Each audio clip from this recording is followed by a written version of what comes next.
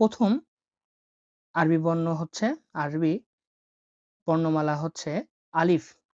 আলিফের উচ্চারণ আয়ের মতো হয়ে থাকে।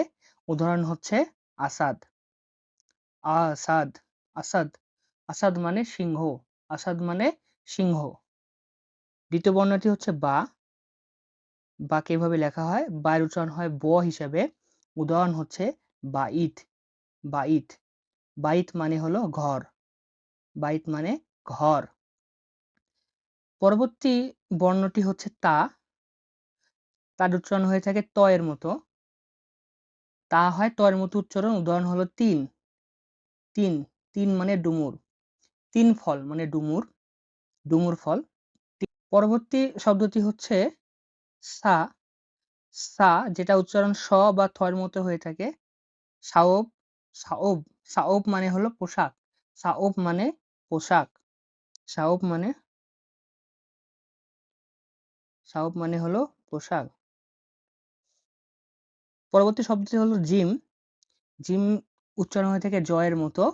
উদাহরণ হচ্ছে জামাল, জামাল মানে উট, জামাল মানে উট। পরবর্তী শব্দ হলো হা। হা এটা গলা দিয়ে বের করতে হবে। হা, হা, হা। উদাহরণ আমরা দেখছি গাধা, গাধাকে বলা হয় হিমার, হিমার, হিমার, হিমার মানে গাধা, হিমার মানে গাধা। পরবর্তী হচ্ছে খা। খা বা খ, এটা গলা দিয়ে বের করতে হবে। খ, খ। উচ্চারণ দেখুন রুটি, রুটিকে বলা হয় খুবজ, খুবজ, খুবজ মানে রুটি। আরবিতে খুবস মানে রুটি, তাহলে রুটিকে বলা হয় খুবস, গলা দিয়ে বের করতে হবে খুবস। পরবর্তী বর্ণটি হচ্ছে দাল। দালের উচ্চারণটা হয় দ এর মতো।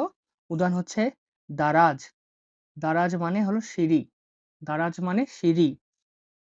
জাল, জাল হলো উচ্চারণ হয় জ এর মতো। জাহাব, জাহাব মানে সোনা, জাহাব, জাহাব মানে সোনা, সোনা গোল্ড, গোল্ড সোনা। পরেরটা হলো র বা রা। র বা রা উচ্চারণ র এর মতো হয়ে থাকে।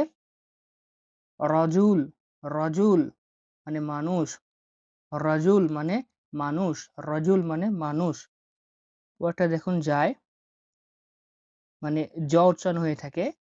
জাহর, জাহর মানে ফুল, জাহর মানে ফুল। শিন, সিন, সিনটা হচ্ছে স উচ্চারণ হয়ে থাকে। শামাক, শামাক মানে মাছ।